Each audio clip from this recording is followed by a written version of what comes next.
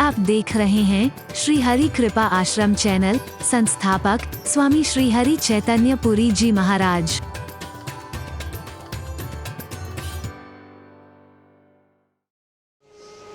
हरि बोल, हरि बोल, हरि बोल, हरि बोल।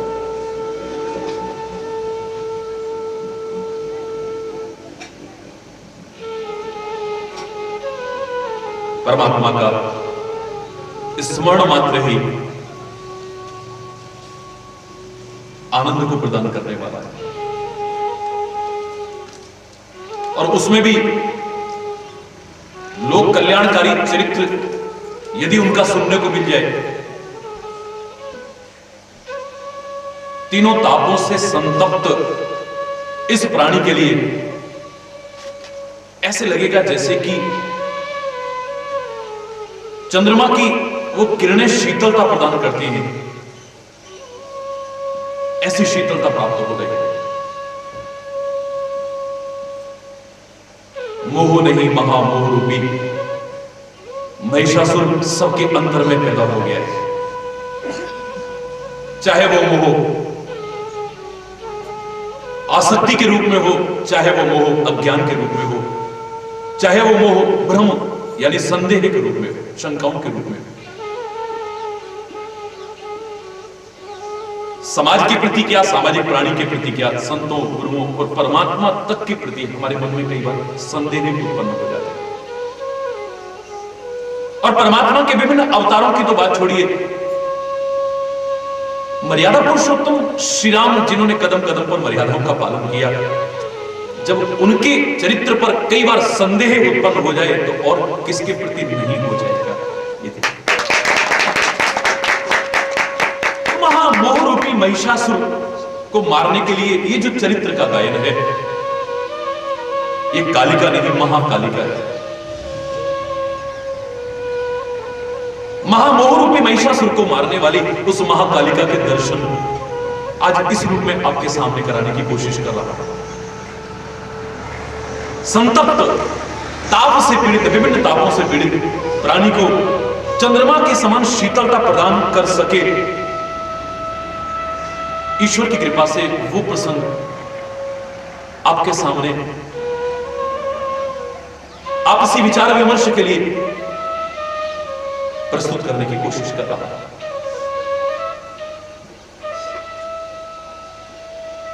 परमात्मा की लीलाएं विभिन्न प्रकार की शंकाएं पैदा कर देती हैं, विशेष तौर से साकार लीलाएं साकार नहीं है।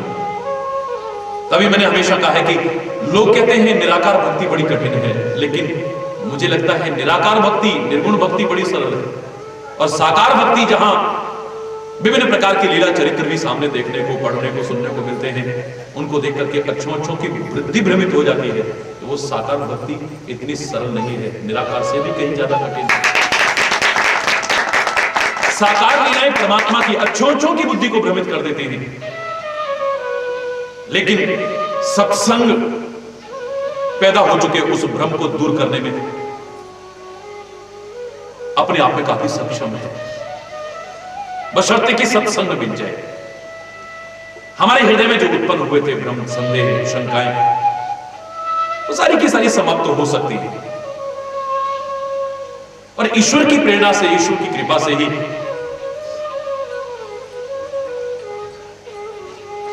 ऐसा ही एक प्रसंग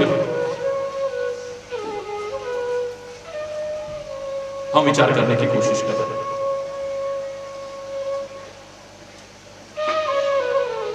आज ही ऐसा होता हो ऐसा नहीं, मैं तो बहुत पुरानी बात बता रहा हूं।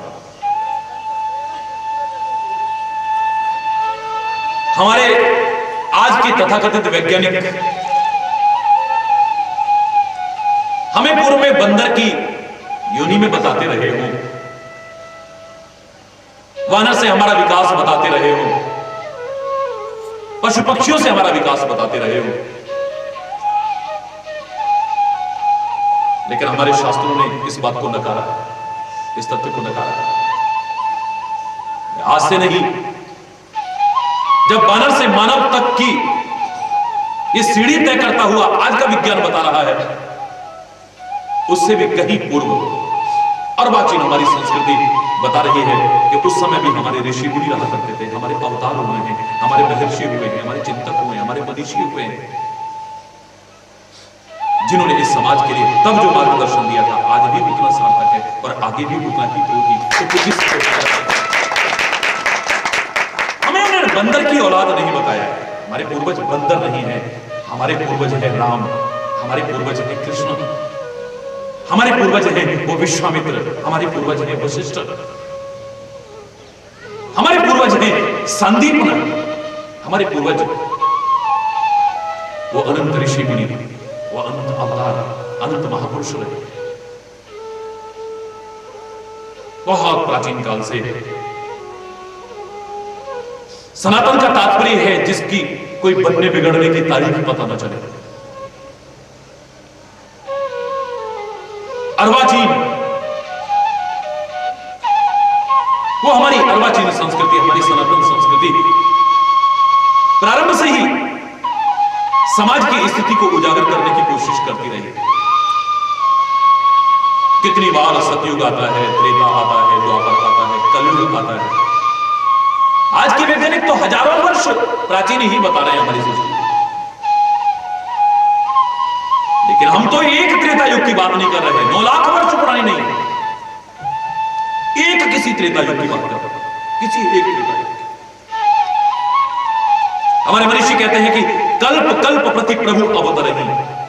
इतनी बार जब ये चतुर्युग बीत जाते तो एक कल्प होता है, और कागभूषुंडी की जब कथा सुनते हैं तो बीते कल्प 7 और 20 27 कल्प हो गए हैं।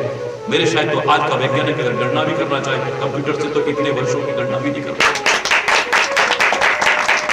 हमारी संस्कृति प्रारंभ से ही मानव की संस्कृति रही है, मानवता की संस्कृति रही है, परोपकार की संस्कृति रही है, परमात्मा का स्मरण करने की संस्कृति रही है, अपने जीवन को गिराने की नहीं ऊंचा उठाने की संस्कृति रही है,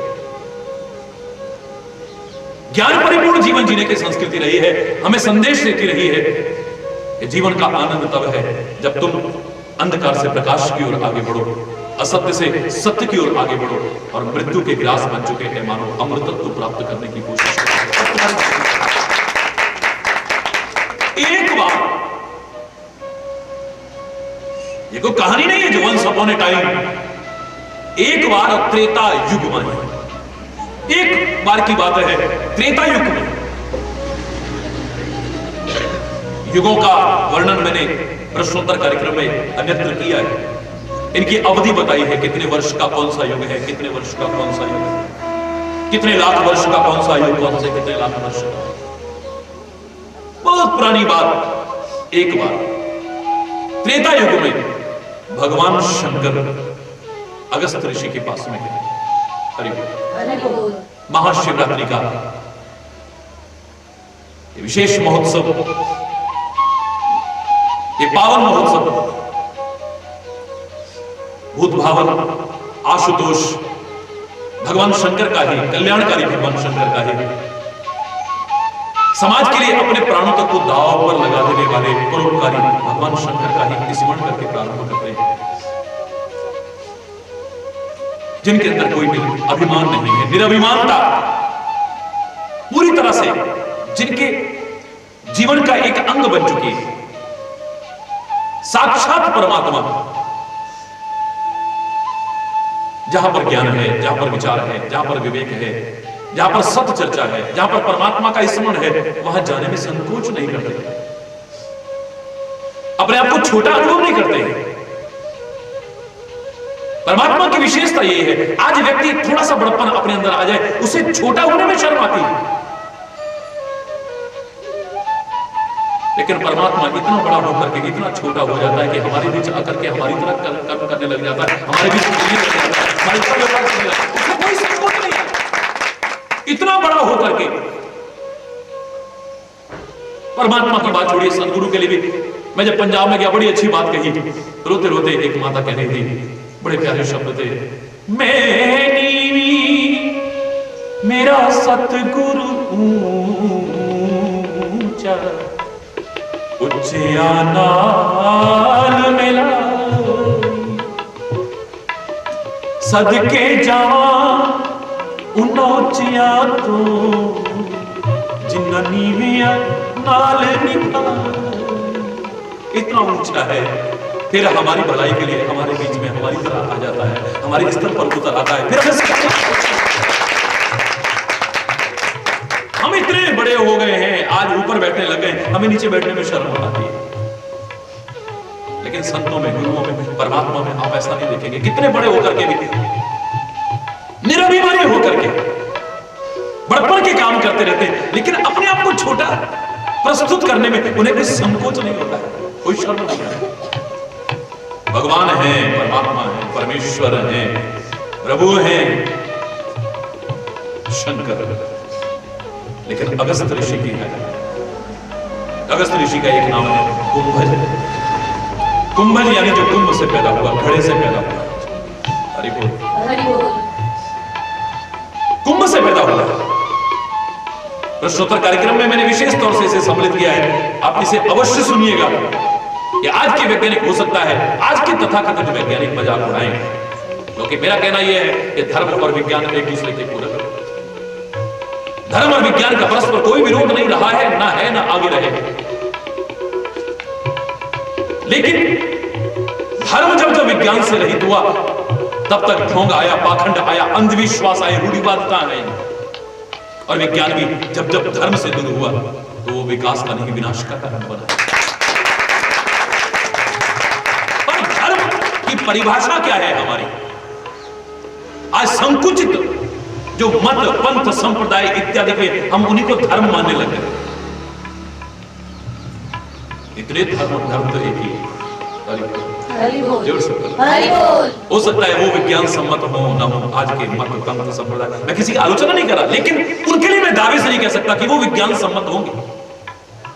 उनका हर सिद्धांत विज्ञान की कसौटी पर खरा उतरेगा। उन मतों की कहीं हर बात के पीछे कोई वजन हो, कोई गारंटी नहीं, लेकिन जिसे धर्म कहा जा सकता है। हर चीज के पीछे एक लॉजिक है, बताया जा सकता है क्यों और कैसे का उत्तर दिया जा सकता है। ऐसा तुम करो, क्यों और कैसे, विज्ञान यही जानना चाहता है। हर चीज का उत्तर है वहां। विज्ञान की कसौटी पर परखने की कोशिश करे तो खरा उतरेगा हर सिद्धांत हमारा। आज का तथाकथित वैज्ञानिक धर्म को ढकोसला मानने वाला, यद्यपि लोगों ने ढकोसला बनाया है, मैं मानता हूं। कह दे कि घड़े से आदमी कैसे पैदा हो सकता है। हरि बोल, जोर से बोलो, और जोर से बोलो। बहुत सी चीजें पहले नहीं मानते थे, आज वैज्ञानिक मानने लगे, शायद ये भी मानने लगे, आ जाएगा। हरि बोल, हरि बोल।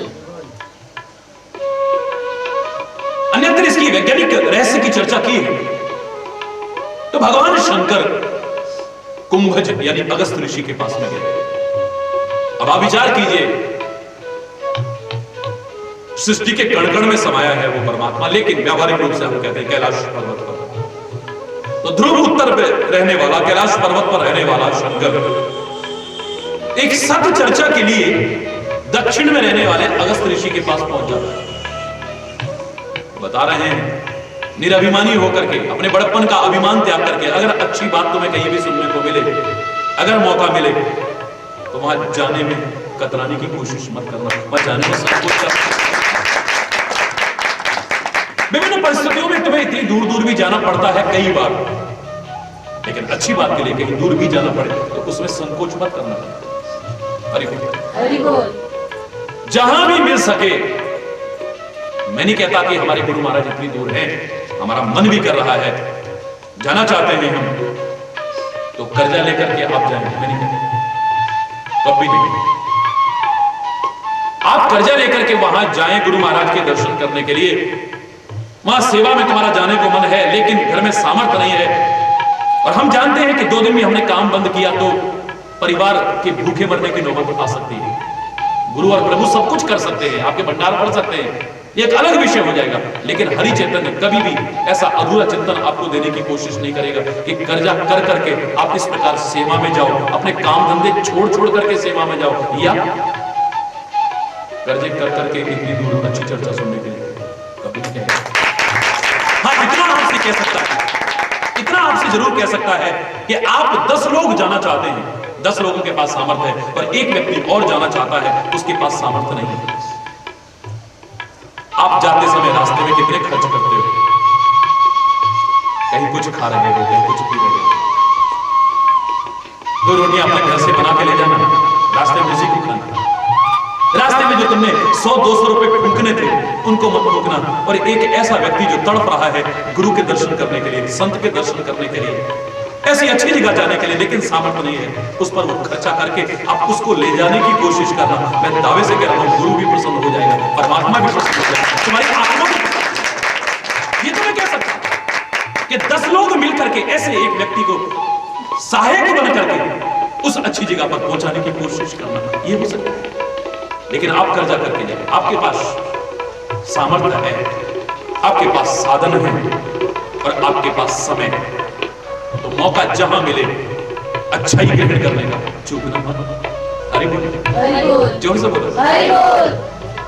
तो मेरा शंकर, मेरा भोला बाबा कैलाश पर्वत से दक्षिण में अगस्त ऋषि के यहां अच्छी बात सुनने के लिए, ज्ञान का अथाह सागर जहां उमड़ रहा है वो सुना सकता है, तो तुम हरि बोल। एक मैंने अनुभव किया, मैं भाग्य पर आपको आश्रित रहना नहीं सिखाता कभी, लेकिन तुम लोग उसके बाद भी अभी तक ढोंग और पाखंडों की चौखटों पर, अंधविश्वासों की चौखटों पर नाक रगड़ना छोड़ते नहीं हो गई। फिर भी वही ज्योतिषी ने ऐसा कहा, उसने ऐसा कहा, फलाने ने ऐसा कहा, उसको महादेवी उसने ऐसा कहा। इतना सुनने के बाद, इतना समझने के बाद, हरि बोल, तुम अभी तक भाग्यवादी ही बने हुए हो। तो चलो तुम्हारी भाषा में बोल देता हूं। यद्यपि भाग्य भाग्य चिल्लाने से मैं हमेशा कहता हूं कुछ होने वाला नहीं। परमात्मा का नाम लेकर के आप कर्मठ होकर के कर्म करिए। जीवन में आगे बढ़ना चाहते हो तो, लेकिन आपकी भाषा और आपके व्यवहार को देख करके, आपके जीवन को देख करके मैंने एक अनुभव किया है कि अगर आपके भाग्य में लिखा है कि आपने 10 चक्कर इतनी दूर दूर के लगाने हैं, हो सकता है किसी कोर्ट कचहरी के चक्कर में लगाने पड़े, पुलिस इत्यादि के चक्कर में लगाने पड़े, किसी हारी बीमारी के चक्कर में लगाने पड़े। अगर लिखा है आपके 10 चक्कर, तो मैं डरा नहीं रहा हूं, आपको जबरदस्ती प्रेरित नहीं कर रहा हूं। मैंने देखा लोगों की भावनाओं को भी और उनके जीवन को भी, तो वो 10 चक्कर लगाने पड़ेंगे आपको। लेकिन इतना मैंने देखा है कि वो 10 चक्कर अगर तुम अच्छी जगह लगाने की कोशिश करो, तो गलत जगह पर जो आपका श्रम भी नष्ट कर रहे थे, साधन भी नष्ट कर रहे थे, और आपके जीवन में बहुत कुछ नुकसान कर रहे थे, वो 10 चक्कर आपके बच सकते। इतना वो आपके बच सकते। खैर ये एक अलग विषय हो गया, मैं इस पर ज्यादा ऐसी चर्चा नहीं करना चाहता जो अनेक प्रकार के प्रश्न शंकाएं पैदा करते। हरि बोल। मेरा काम शंका पैदा करना नहीं, कुतर्कनाएं मन में पैदा करना नहीं है, उनको दूर करना। उदाहरण सामने है, मौका मिला है, समय है, साधन है, तो भगवान शंकर तक भी उत्तर से दक्षिण में अगस्त ऋषि के यहां कथा सुनने जाने में संकोच नहीं कर रहे। हरि बोल। चल देते हैं, लेकिन अकेले नहीं जाते। कोशिश करो परिवार को साथ लेकर के चले। हरि बोल। और खास तौर से जो धर्म में सहभागिनी मानी गई है, उस हरि बोल। अकेले नहीं, हमारे यहां विवाह को खाली विवाह नहीं कहा है, धर्म विवाह, और खाली एक औपचारिक डील नहीं माना है, एक बाकायदा धार्मिक अनुष्ठान और यज्ञ माना है। ना तो विवाह को खाली विवाह माना, धर्म विवाह माना है, जहां धर्म शब्द जुड़ा है, और ना पत्नी को मात्र भोग्या माना है, ना मात्र स्त्री माना है, ना मात्र संतान उत्पन्न करने की एक, उसे भी धर्म पत्नी कहते हैं, जो धर्म में भी सहभागिनी बनेगी। ये बोलने की पाश्चात्य देशों की संस्कृति के अनुरूप विवाह को एक पार्टनरशिप डील नहीं माना कि जब तक पार्टनरशिप निभ गई, नहीं तो हरि बोल, जोर से बोलो, और जोर से बोलो, ऐसा मानने की कोशिश नहीं की गई। तो धर्म में भी सहभागी नहीं बनेगी तुम। शायद इसीलिए हमारे धार्मिक अनुष्ठान भी अधूरे माने जाते हैं जब तक कि वो सहधर्मणी तुम्हारे साथ ना। परमात्मा श्री राम, मर्यादा पुरुषोत्तम श्री राम ने वन में है सीता, और चक्रवर्ती सम्राट के पुत्र होते हुए, चक्रवर्ती सम्राट होते हुए दूसरा विवाह नहीं किया। तो क्या हुआ? फिर भी अगर यज्ञ कर रहे हैं तो चाहे सीता बना करके ही वहां पर बिठाए। हरि बोल, हरि बोल। इन लौकिक रिश्तों की मर्यादा को भी श्री राम ने जितना सुंदर चित्रित किया है अपने आचरण के द्वारा। तभी तो मैं कल एक प्रश्न का उत्तर दे रहा था प्रश्नोत्तर कार्यक्रम के लिए। लाखों लोगों ने मेरे पास एक भाव भेजा है, पत्रों के माध्यम से, ईमेल इत्यादि के माध्यम से, टेलीफोन के माध्यम से, जब सामने मिलते हैं तब रो रो करके प्रार्थना की है कि महाराज जी कभी आपके चरण हमारे घर में आ सकते हैं। हमारे गुरु महाराज के चरण, कई लोग जहां किसी गुरु की शरण में है, सौभाग्यशाली है वो, उनके कभी चरण हमारे घर में आ सकते हैं? बहुत विस्तार से मैंने कहा इसके बारे में, अब ज्यादा नहीं कह रहा। करोड़ों लोगों का प्यार है, उस प्यार के बारे में तो मैं चर्चा करूं तो वाणी ही अवरुद्ध हो जाएगी और शायद जो बोलना चाहता हूं उससे भी विचलित हो जाएगी। लेकिन चरण आप पढ़वाना चाहते हैं संतों के, गुरुओं के, महापुरुषों के। मैंने तो इतना सुना है कि जेही के जेही पर सत्य सने हो, दिखाओगी सोते ही मिले ही ना कछु संदेह हो। संदेह की कोई गुंजाइश नहीं। जहां आपका सच्चा प्यार है वो एक दिन तुम्हें न मिले, ऐसा हरगिज नहीं हो सकता। अवश्य मिले। अब रही चरण की बात, सौभाग्यशाली है वो जो संतों और गुरुओं के चरणों से जुड़े हैं, उनके चरणों की सेवा करते हैं, पूजा करते हैं। और चरणों की सेवा और पूजा का अर्थ कभी समझने की कोशिश कीजिएगा। चरण की सेवा और पूजा का तात्पर्य है चरण चलने के प्रतीक है, यानी उनके पीछे चलना। जिस ओर मेरे संत, जिस ओर मेरे सद्गुरु चलने की या चलाने की कोशिश कर रहे हैं, उस राह पर अनुगमन करने की, अनुसरण करने की कोशिश करिए। चरणों की सेवा पूजा का तात्पर्य उनके बताए रास्ते पर चलना। जिधर वो चरण चले जा रहे हैं उस चरणों के पीछे चलने की कोशिश करो। जो मैंने कहा था सांसारिकता से 63 6 का उधर, हरि बोलिए, 36, हरि बोलिए। सांसारिकता से 36। कर्म करना है, साथ रहना है, लेकिन तेरे को अच्छा लगता है उधर तो ठीक है, मेरे को अच्छा लगता है उधर तो ठीक है, हरि बोल। परमात्मा के जब सामने हो तो 63 हो जाओ, 6 और 3 जैसे आमने सामने हो जाते हैं। लेकिन सदगुरु के पीछे तो 33 की तरह लग जाना, जैसे 3 चल रहा है उधर पीछे 3 चला जाना, उसके पीछे 33 का आंकड़ा होना चाहिए। उनका अनुगमन करने की कोशिश करनी, उनके चरणों में। किस्मत वाले हैं अगर आपको चरणों के दर्शन होते हैं, किस्मत वाले हैं उनके चरणों की सेवा और पूजा का अवसर मिलता है। किस्मत वाले हैं अगर संतों और गुरुओं के चरण तुम्हारे घर में आते हैं, बहुत किस्मत वाले हैं। लेकिन जिनके नहीं आ पा रहे और वो चाहते हैं आए, मेरे विचार से जो नजर आता है, एक पंक्ति में मैं छोटा सा उपाय बता देता हूं, अपना लेना इसे। संतों के, गुरुओं के, परमात्मा के चरण तुम्हारे घर में ना आ जाए तो हरिचंदन को पकड़ लेना। खुले शब्दों में क्या रहा, उनके चरण अगर चाहते हो कि आचरण जाए तुम्हारे घर में घर, ये चाहते हो कि आचरण जाए तुम्हारे घर में घर, तो आचरण जीवन में तुम उतारो।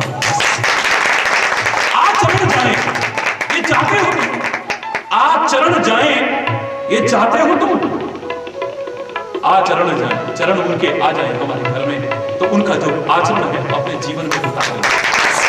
वो जो आचरण सिखा रहे हैं उसे अपने जीवन में ले। अगर तुम्हारा वो सच्चा आचरण बन गया, मैं दावे से कह रहा हूं, तुम्हें रोना नहीं पड़ेगा, बिलखना नहीं पड़ेगा, गिड़गिड़ाना नहीं पड़ेगा, प्रार्थना भी करना चाहे न करना, तो खुद नंगे पैर चल करके आने को व्याकुल ना हो जाए। तुम अपना आचरण को ऐसा बनाकर रखो, चरण अपने आप आ जाए। हरि बोल, हरि बोल। आचरण में आचरण अपने आप ही स्पष्ट नजर आ रहा है। हरि बोल, हरि बोल। जोर से बोल, हरि बोल। और जोर से बोल, हरि बोल। कोशिश करो, जहां से तुम्हें अच्छा मिले। तुम्हारे पास समय है, तुम्हारे पास साधन भगवान ने दिए हैं, तुम्हारे पास शक्ति दी है परमात्मा ने, और सामर्थ्य अगर तुम्हारी है तो कोई बहाना मत बनाना, चूकना मत। मिले हुए अवसर को शंकर कैलाश से दक्षिण में जा सकता है, तो हमें इतनी दूर तो नहीं, जहां भी मौका लगा वहां जाकर के सत चर्चा सुन करके, सत चर्चा करके, सत विचार लेकर के अपने जीवन में अपना करके अपने जीवन को कृतकृत्य करने की कोशिश करनी चाहिए। लेकिन कोशिश करो कि सारे परिवार को एक साथ लेकर के चलो। हरि बोल। पर किसी का मुंह उधर है, किसी का मुंह उधर है, किसी का मुंह, हरि बोल। किसी को पसंद है, किसी को नहीं पसंद है, किसी की कहीं श्रद्धा है, किसी की कहीं श्रद्धा है, तो घबराओ मत, घबराओ, बिल्कुल मत घबराओ। परमात्मा से हृदय से प्रार्थना करना, धैर्य रखना, बहस मत करना, तर्कनाई मत करना, विवाद मत करना, कला कलेश मत करना, जबरदस्ती अपनी श्रद्धा को दूसरे पर थोपने की कोशिश मत करना। हृदय से गुरु से और प्रभु से ही प्रार्थना करना, वो प्रतिकूलता को अनुकूलता में न बदलो। वो दिन आएगा जो बाधक बन रहे थे वो भी साधक बनने लगेंगे, बनेंगे। अगर तुम्हारी हृदय की सच्ची पुकार है तो जो रुकावट पैदा करने की या रुकावट बनने की कोशिश कर रहे थे, वो स्वयं तुम्हारे मार्ग की और रुकावटों को दूर करने की कोशिश कर रहे थे। देखो कबीर, मैंने एक बार कहा था, मीरा को हमारी संस्कृति हमेशा नमन करती रहेगी, उसके प्यार और भक्ति की सराहना करती रहेगी। लेकिन आज इस तरह की मीरा बनकर के तंबूरा हाथ में लेकर के हरि गुण गाते गाते जगह जगह घूमने की आवश्यकता नहीं है। मेरी बेटियों, मेरी बहन, मेरी माता, घर में अगर परमात्मा का नाम अच्छा नहीं लगता है, तुम्हारा पूजा पाठ करना अच्छा नहीं लगता है, तो समय की पुकार है, समय की मांग है। इस प्रकार से आप घर से भाग करके कहीं मत जाओ। तुम्हारा तस्वीर रखना किसी को बुरा लग सकता है, मूर्ति रखना बुरा लग सकता है, आरती पूजा करना बुरा लग सकता है, जोर जोर से कीर्तन करना बुरा लग सकता है, सत्संग में जाना बुरा लग सकता है, लेकिन दिल से परमात्मा का नाम लेना या दिल से सद्गुरु और प्रभु से प्यार करना किसी को पता ही नहीं चलेगा तो पूरा अच्छा।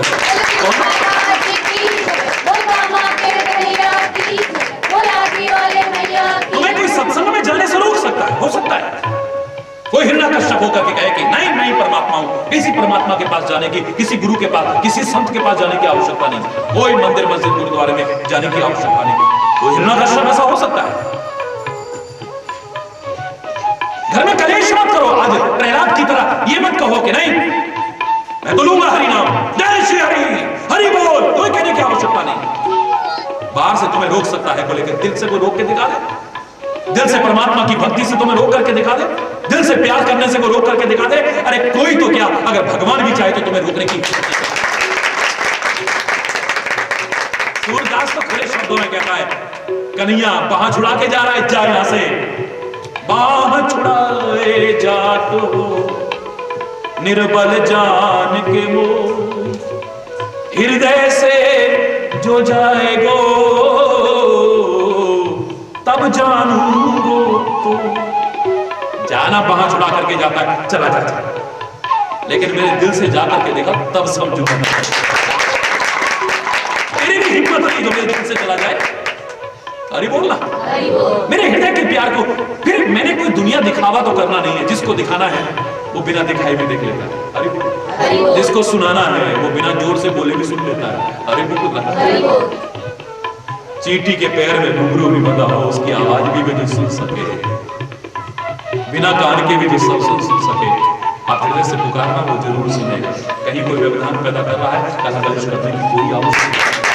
हृदय से प्रार्थना की, लेकिन जहां तक हो सके, जहां तक हो सके सारे परिवार को एकजुट करके चले,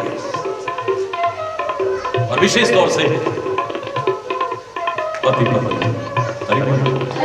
धीरे धीरे वही रह जाते हैं, प्रारंभ हुए थे जहां से, उसके बाद में संतान आई, फिर वो अपने अपने अपने अपने अपने अपने अपने अपने लास्ट में वही अरे बोलना, ये वास्तविकता है।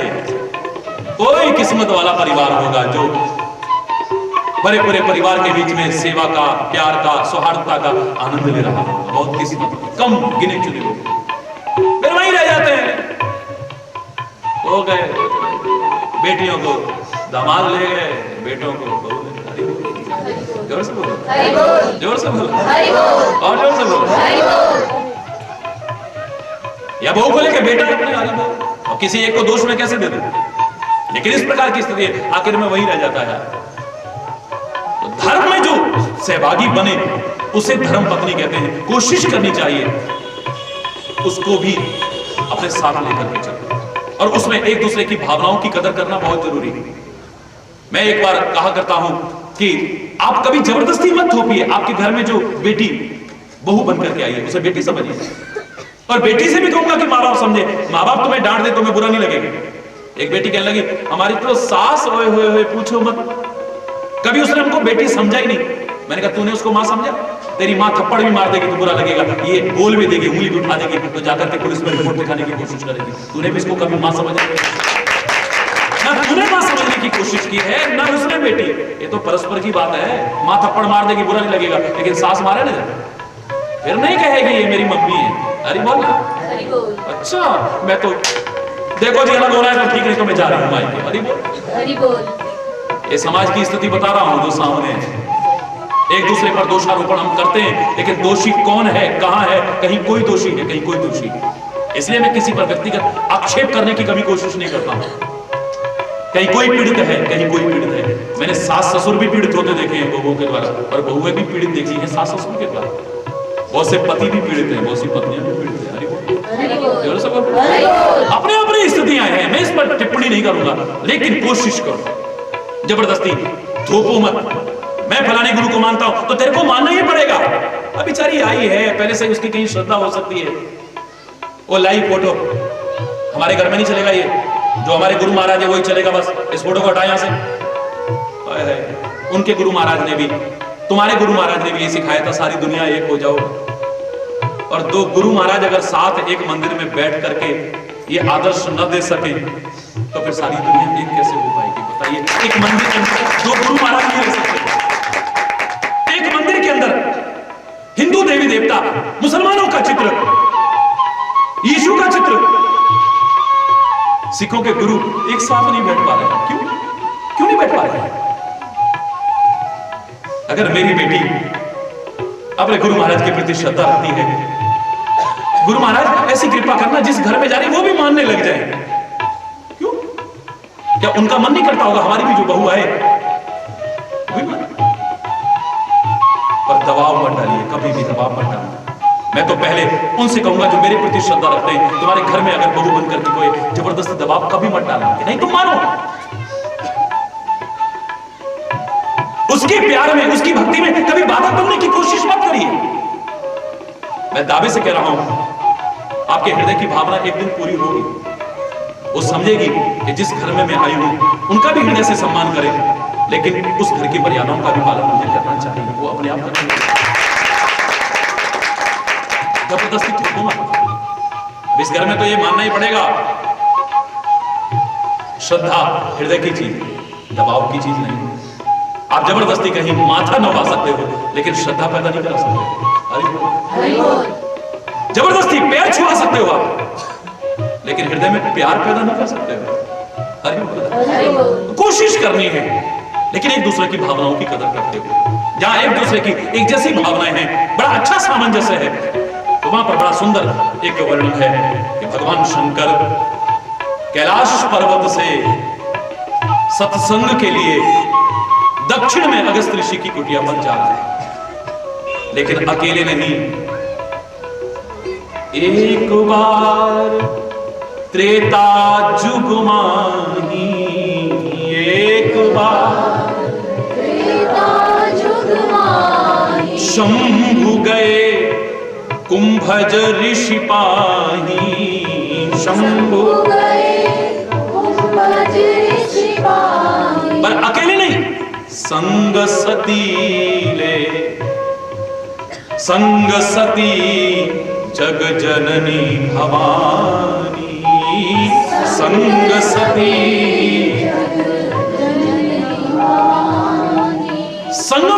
सती को भी लेकर के गए। अब सती भी कोई साधारण नहीं है, सारे संसार की मां है। ये शक्ति जिसे विभिन्न रूपों में आप पूछते हैं, सारी सृष्टि की है, जग जननी कहा है उसे, सारे संसार की मां बताया है उसे। आज शक्ति के विभिन्न रूपों में जिसे मां कहा जाता है, या देवी सर्वभूतेषु, जो सब भूतों के अंतर में स्थित है, उसकी पूजा में अगर आप बेजुबान पशुओं को काटें,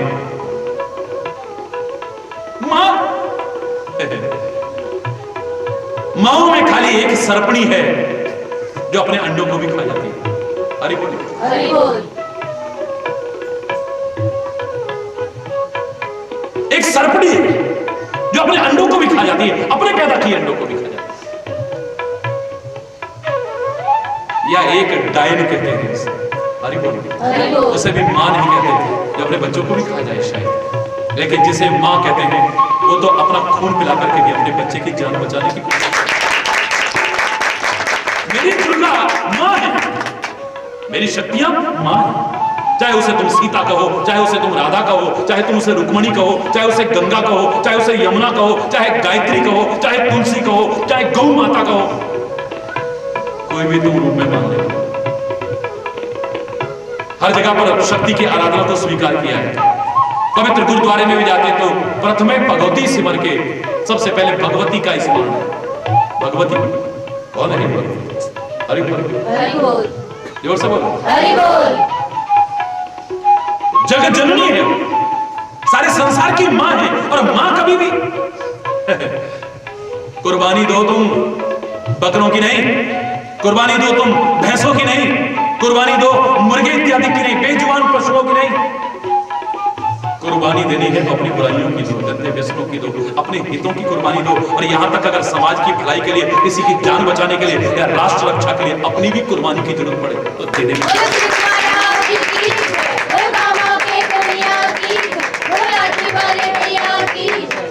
मैं किसी मत की आलोचना नहीं करता हूं, लेकिन कोई कहता है अल्लाह को प्यारी है कुर्बानी, उसके नाम पर बेजुबान पशुओं का वध करते जाएं। कोई कहे कि देवी माता को, काली माता को, फलानी माता को कुर्बानी प्रिय है ना, ये मूर्खतापूर्ण चिंतन है। अपने अंदर पशुता जो आ गई है उसे खत्म करना, उसे काटना, पशुओं को काटने की कोशिश मत करो। ये महान और निंदनीय अपराध करने की कोशिश मत करो, और वो भी धर्म के नाम पर, वो भी मजहब के नाम पर, और वो भी कुरान और कुरान के नाम पर। हरि बोलना, जोर से बोलना, कभी नहीं। वो कभी खुश नहीं होगा। तुम दूसरों को अगर खून बहाने की कोशिश करो, दूसरों के जीवन लेने की कोशिश करो, अगर तुम जीवन देने की सामर्थ्य रखते, किसने कहा तुम जीवन लेने की सामर्थ्य रखते? बेजुबान पशुओं पर अपनी ताकत को आजमा रहे हो। हरि बोल, हरि बोल। विस्तार से बहुत बोल चुका हूं इसके बारे में नहीं, लेकिन यहां पर इतना कहूंगा कि साथ में भगवान शंकर सती को ले जा रहे हैं, और सती की भी परिभाषाएं आज कितनी गलत रूप से प्रस्तुत की जा रही है। सती वो है जो पति के साथ जलकर के खाक हो जाए। सती प्रथा में पत्नी को जलकर के खाक होकर के अपने प्राण त्यागने पर महिमा मंडित करने की कोशिश की जाती है। कौन से ग्रंथों में लिखा हुआ है? मेरे यहां मां सीता को भी सती कहते हैं, क्या वो जलकर के खाक हुई? सती को भी सती कहते हैं, तो क्या पति के साथ जलकर के खाक हुई तब सती कहा? सती अनुसुईया, जिसने अपने पातिव्रत धर्म के प्रभाव के कारण उन ब्रह्मा विष्णु महेश को भी बोला करके दिखा दिया, छोटा करके दिखा दिया, जिसकी महिमा अपार आज तक वेद शास्त्र का जलने के कारण, खाक होने के कारण सती कहा। सती अनुसुईया, सती सावित्री, अरे पति के साथ जल करके खाक होना तो दूर, इतने प्यारे तर्क देकर के यमराज से अपने पति तक को वापस ले आए, उसे सती कहते हैं। जो अपने सतीत्व की रक्षा करे, जो अपने चरित्र की रक्षा करे, जो पातिव्रत धर्म का पालन करे, वो सती। तो भगवान शंकर सती को साथ लेकर के जाते हैं। सती कौन है? जग जननी भवानी। तो साथ में गए हैं, कोशिश करो साथ अच्छे मार्ग पर चलने की। जोर से ये हमें प्रेरणा मिल रही है इससे। और जैसे ही पहुंचे हैं, अगस्त ऋषि उठे, उठ करके चरणों में अभिवादन किया, उनके चरणों को पखारा, भगवान शंकर के चरणों को पखारा और उनकी पूजा करना प्रारंभ कर दिया। जितने लोग वहां सत्संग में कथा सुनने बैठे हुए थे, मुझे लगता है सारे उठ के चले गए होंगे। ये क्या कथा सुनाएंगे, ये कथा सुनने आए हैं और ये इन्हीं की पूजा कर रहे हैं, लगता है इनको डर है कि हमारी पोल ना मिल जाए, ये ज्यादा ज्ञानवान होंगे ना, इसलिए इनकी पूजा कर रहे हैं। हरि बोलना, हरि बोल। बीच में कुछ बोले और इनमें कमी हो तो वो कहीं उठ करके ना बोल दें, बोलना भूल जाए। हरि बोल, हरि बोल। सोच पर कोई किसी के काबू तो है नहीं और जोर नहीं है, चाहे जो सोच जाओ। लगता है लोग सोच गए, और लोग क्या, मुझे तो लगता है सती भी ऐसा सोच गई। ये क्या कथा सुनाएगा? हरि बोल, हरि बोल। जो मेरे पति की पूजा कर रहा है, जिनके पास हम कथा सुनने आए, वो पूजा करेगा तो वो कथा क्या? इसका मेरे पति ज्यादा, तो इसकी कथा सुनने की जरूरत क्या है? हरि बोल, हरि बोल। ये कई बार लाभ से वंचित रह गई। एक कथा तो आम प्रचलित आप लोग सुना ही करते हैं कि अमरनाथ की गुफा में भगवान शंकर ने कहा, हे देवी, मैं तुम्हें अमर कथा सुनाता हूं, लेकिन तुम मुख समर्थन करते रहना, शांति से सुनना उसे। भगवान शंकर ने नेत्र बंद किए और आनंद मग्न होकर के प्रभु की कथा सुनाना शुरू कर दिया, जो मृत्यु से अमृतत्व की ओर ले जाए, ऐसा ज्ञान, ऐसा अमृत बरसाने की कोशिश की है। लेकिन उसे तो नींद आ गई। पर वो जो कबूतर थे, अरे बोल, कबूतर वो सुनते रहे और करते रहे। ऐसी कथा आप लोग सुना करते हैं, सुनाया करते हैं। वो अमर हो गए। लेकिन हरि बोल, जोर से बोल।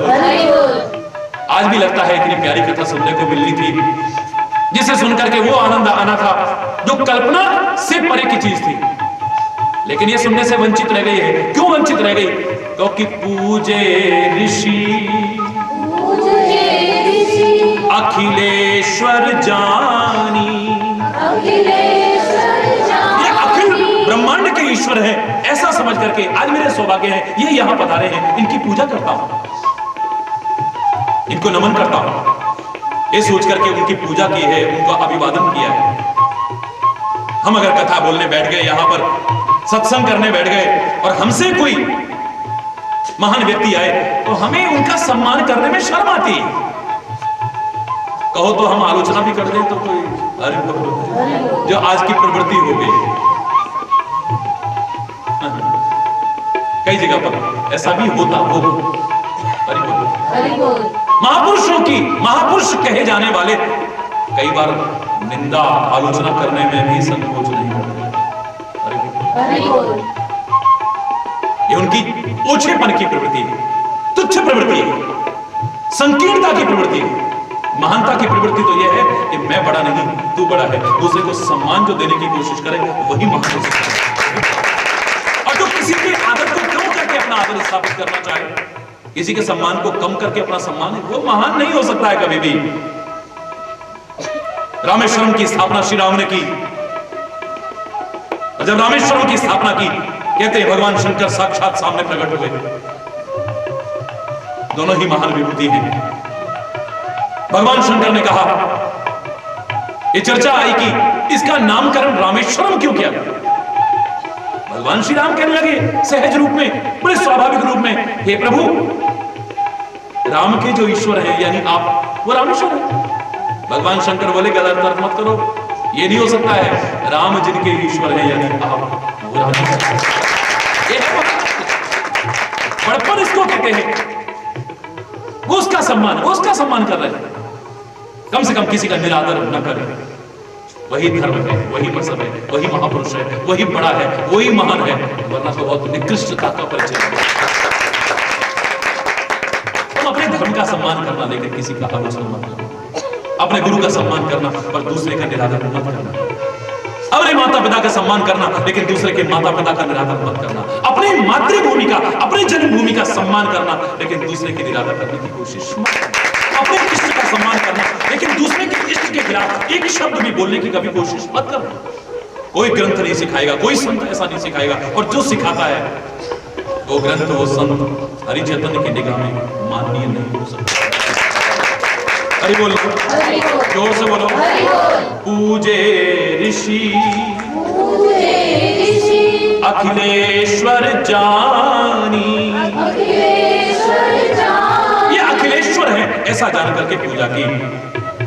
क्या हुआ उसके बाद में? शेष कल आज यहीं पर अगर कोई गलत शब्द निकला हो उसके लिए क्षमा चाहता हुआ अपनी वाणी को विराम दूंगा। एक बार जोर से जयघोष करेंगे। धर्म की, धर्म की, अधर्म का प्राणियों में, विश्व का, गौ माता की, भारत माता की, गंगा माता की, संत समाज की, भारत की देवियों की, भक्त समाज की,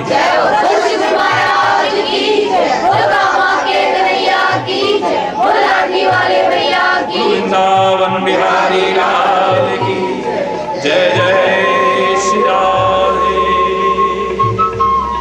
श्याम राम राम। वृंदावन बिहारी लाल की जय। जय श्री राधे श्याम राम। हरि बोल, हरि बोल, हरि बोल, हरि बोल, हरि बोल, हरि बोल।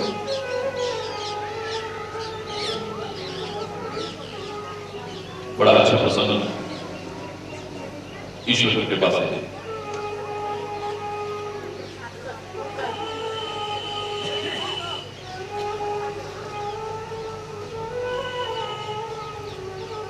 साक्षात अखिलेश्वर होते हुए भी, जगदीश्वर होते हुए भी, परमेश्वर होते हुए भी भगवान शंकर कैलाश पर्वत से दक्षिण में अगस्त ऋषि के आश्रम पर पहुंचते हैं। फिर वही कहूंगा कि सज्जनों का साथ, सत चर्चा जहां मिले उसका लाभ उठाने की कोशिश करनी चाहिए।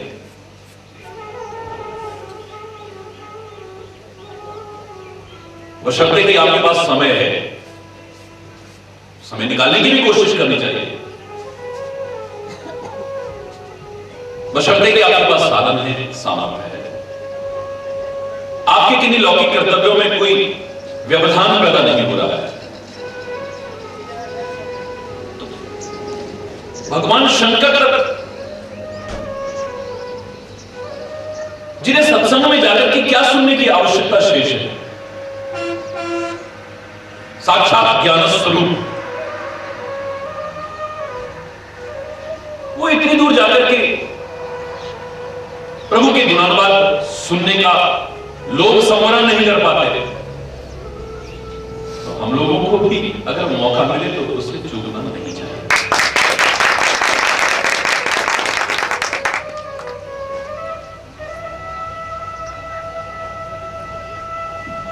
और एक पारिवारिक व्यवस्था बताइए, कोशिश करें सबको साथ लेकर के चलने की। लेकिन यदि आपस के विचार नहीं मिलते हैं, मेरे भगवान शंकर तो प्रतीक ही इसी के हैं कि विभिन्न विषमताओं, विभिन्न विविधताओं में भी प्रेम पूर्वक साथ मिलकर के रहा जा सकता है। हरि बोल। कई बार मैं इसके बारे में बहुत विस्तार से बता भी चुका हूं, लेकिन फिर भी कोशिश करनी है कि परिवार की भी जो मर्यादाएं हैं, उत्तरदायित्व हैं, उनका भी ठीक से निर्वाह करें। आप कहीं अच्छी जगह जा रहे हैं, कोई सत्कार्य करना चाहते हैं, कोई यज्ञ करना चाहते हैं, कोई पुण्य कार्य करना चाहते हैं, तो हमारी भारतीय संस्कृति की मर्यादा अर्धांगिनी को साथ लेकर के चले। नई अलग विचार तो आज के परिप्रेक्ष्य में अब कितना प्रासंगिक है उसकी भी हम चर्चा बीच में करेंगे। क्योंकि हमारे यहां ये जो विवाह की परंपरा है, व्यक्ति की काम भोगिक इच्छा को संतुलित करके उन्हें मानव ही बने रहने देने के लिए की जाती है।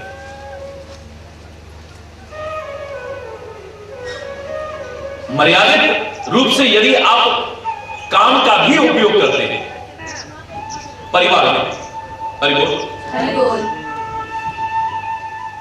तो मैं ये कहने में संकोच नहीं करूंगा कि मात्र आपकी अगर भौतिक इच्छा नहीं है, विलासताओं परिपूर्ण जीवन ही नहीं जीते हैं, खाली आप विषयिक जीवन ही नहीं जीते हैं, आपका उद्देश्य मात्र इस सांसारिक परंपरा को आगे बढ़ाना, कुल की परंपरा को आगे बढ़ाना, संतान उत्पन्न करना, यदि इतना ही उद्देश्य है, एक काम के होते हुए भी आप ब्रह्मचारी कहलाने के अधिकारी हो सकते हैं।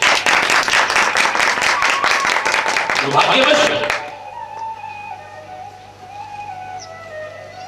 सुखेच्छा, भोगेच्छा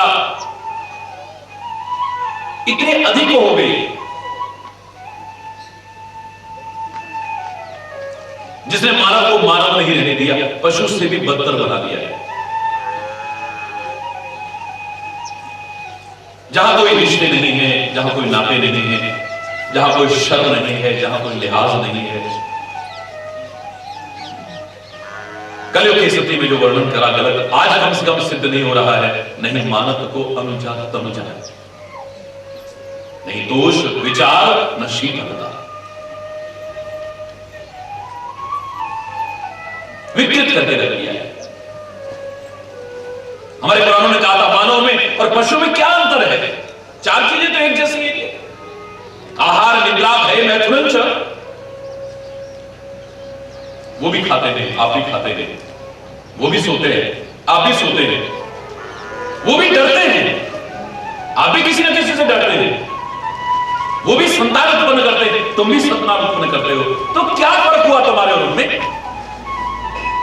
लेकिन जब विचार करोगे तो लगता है इसका गहरा विश्लेषण करके जो अर्थ उभर करके आएगा वहां पर यह नहीं लगेगा कि मानव में और पशु में फिर अंतर क्या है, वहां पर लगेगा कि तुम फिर पशु से भी बदतर जीवन जी रहे।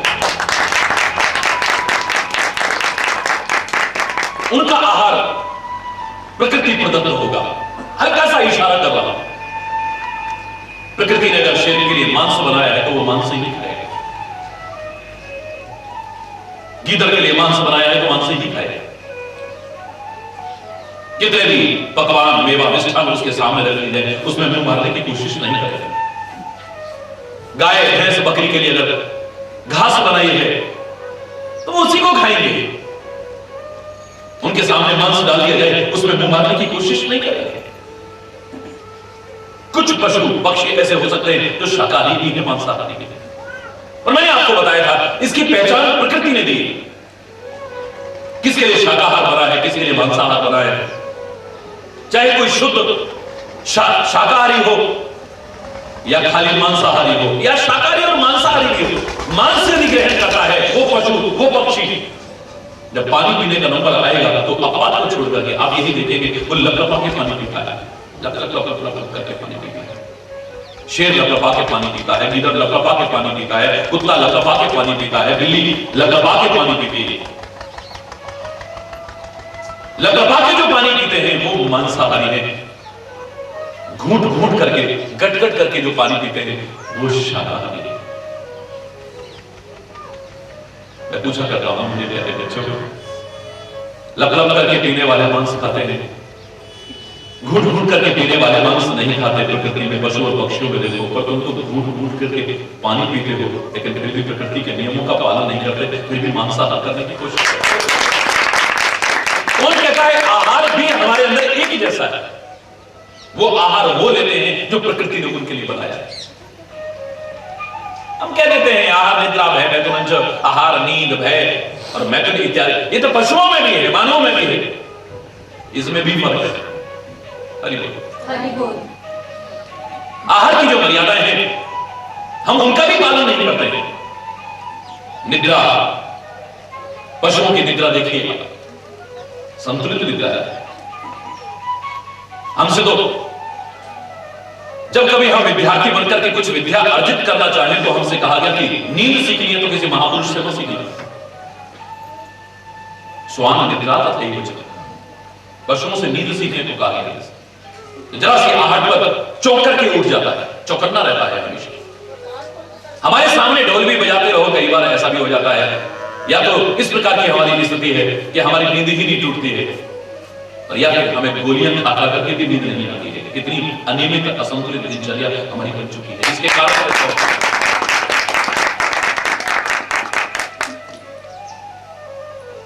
वहां पर भी नींद भी ऐसी नहीं है जैसे हमारी हरि बोल। फिर मानव को यह कहा था कि तू अज्ञान की रात्रि में जो सो रहा है इससे भी उठ, मोह की रात्रि में जो सो रहा है उससे भी उठ। इसमें कई बार हम जगे हुए से लगते हैं, लेकिन जगे हुए नहीं होते। मोह बनिसा सब सो बनी हारा, देखेंगे सब अनेक प्रकार। हम तो सोए के सोए हैं, तो हमारी तो नींद भी एक जैसी नहीं। विभिन्न पशुओं के आधार पर अगर देखें तो वहां भी हम उनसे कई बार बदतर सिद्ध होते हैं। आहार, निद्रा, भय, हम कितने भी दिलेर बने, हमारे अंदर भी कोई ना कोई भय समाया है। हरि बोल। उनमें भी भय समाया है।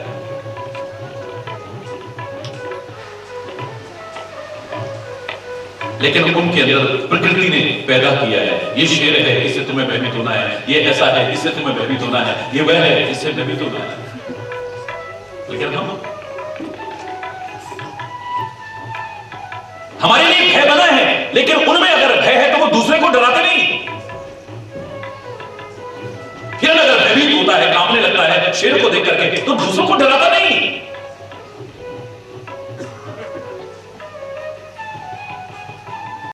विभिन्न पशु पक्षियों में भी इसी प्रकार की स्थिति है। अगर भैंस डरती है तो दूसरों को डराती नहीं है तुमसे।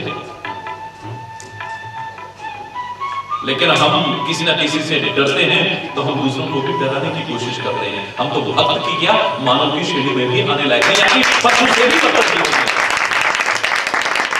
आहार, निद्रा, भय, मैथुन, सांसारिक क्रियाओं में वो भी व्यस्त रहते हैं, हम भी रहते हैं। लेकिन उनके यहां प्रकृति की व्यवस्था है। अपवाद स्वरूप कुछ पशुओं को छोड़ करके, जैसे बंदर इत्यादि जो महाकामी माने जाते हैं, जो भोग विलास नहीं लगे रहते हैं, जिनके लिए ना दिन है, ना रात है, ना ऋतु है, ना काल है, कुछ भी नहीं है। बाकी आप किसी भी पशु में देखेंगे वहां तो नियंत्रित काम है। अपने नजदीकी आप पशुओं को ही देखें, गाय हैं, भैंस हैं, बकरी हैं, विभिन्न प्रकार के पशु आपके इर्द गिर्द दिखाई दे जाएंगे, या जंगल में आप देखें शेर इत्यादि को देखें, विभिन्न जीवों को देखें। एक ऋतु काल आता है, उसमें वो काम वासना का इस्तेमाल करते हैं, लेकिन तभी तक जब तक उन्हें यह ना हो जाए कि संतान उत्पन्न हो गई। उनका उद्देश्य लगता है कि मात्र भोग की इच्छा नहीं है, संतान उत्पन्न करना है। पर हमारा तो पशुओं से भी बदतर जीवन जी रहे हैं। कहीं पर भी देखिए आहार, निद्रा, भय, मैथुन, चक्र, इसकी गहराई में जाएंगे तो हम इनमें भी उनसे बहुत बदतर जीवन जी रहे हैं। कई बार, हमेशा नहीं। तो विवाह हमारे यहां मात्र भोग विलास के लिए नहीं था, इसलिए हमारे यहां इसे एक अनुष्ठान माना है, एक यज्ञ माना है, और इसका नामकरण भी धर्म विवाह रखा है। हरि बोल। आज पाश्चात्य तौर तरीके हमारे भारत में भी पनपने लगे हैं। विभिन्न प्रकार के कोर्ट मैरिजेस या प्रेम विवाह, इस तरह की आने लगी हैं प्रवृत्तियां। लेकिन हमारे यहां कुल के सारे बड़े बुजुर्ग परिवार के लोग मिलजुल करके एक अनुष्ठान करते हैं, एक यज्ञ करते हैं, हवन करते हैं, विभिन्न धार्मिक कृत्य करते हैं, तब विवाह करते हैं। सबके आशीर्वाद लेकर, सबकी शुभकामनाएं लेकर। और से बोलो, इसलिए उसका नाम भी धर्म विवाह रखा है, वहां भी धर्म शब्द जुड़ा हुआ है। और पत्नी को भी मात्र भोग्या नहीं माना है, मात्र संतान उत्पन्न करने की मशीन नहीं माना है, उसे भी धर्म पत्नी माना है, जो धर्म में भी सहभागी बनेगी, उसी को धर्म विवाह खाली नहीं, पार्टनरशिप भी नहीं। जब तक निभी निभ गई नहीं तो हरि बोल। ठीक है भाई, हिसाब करो भाई, अब तुम अपना हरि बोल। अपवाद स्वरूप में की चीजों को छोड़ के अति सर्वत्र बढ़ जाए बात छोड़िए, बाकी भारतीय परंपरा है।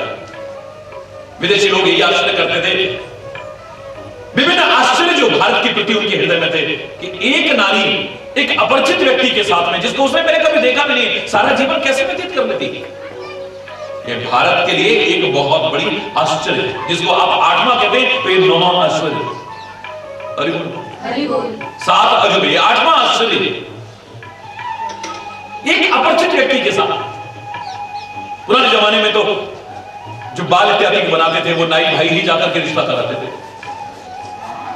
पंडित इत्यादि जो कुल पुरोहित होते थे वही जाकर के संबंध तय कराते थे। माता पिता जाते थे, संबंध तय करा। कोई एक अपरिचित व्यक्ति जिसे देखा तक नहीं हमने, भारतीय नारी सारा जीवन कैसे उसके साथ। हरि बोल, हरि बोल, जोर से बोलो, हरि बोल। धर्म विवाह माना, जहां उद्देश्य था कि सहधर्मनी हमारी धर्म में भी सहभागी बनेगी। इसलिए कोई भी धार्मिक अनुष्ठान अधूरा माना जाता था भारतीय संस्कृति में जब तक पत्नी को साथ नहीं रखते थे। शायद उसी परंपरा का निर्वाह करते हुए मेरे भोलेनाथ आज अगस्त ऋषि के आश्रम पर उत्तर से दक्षिण तक जा रहे हैं, पर अकेले नहीं। संग सती जग जननी भवानी, संग सती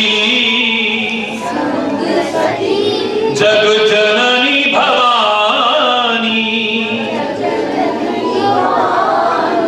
पूजे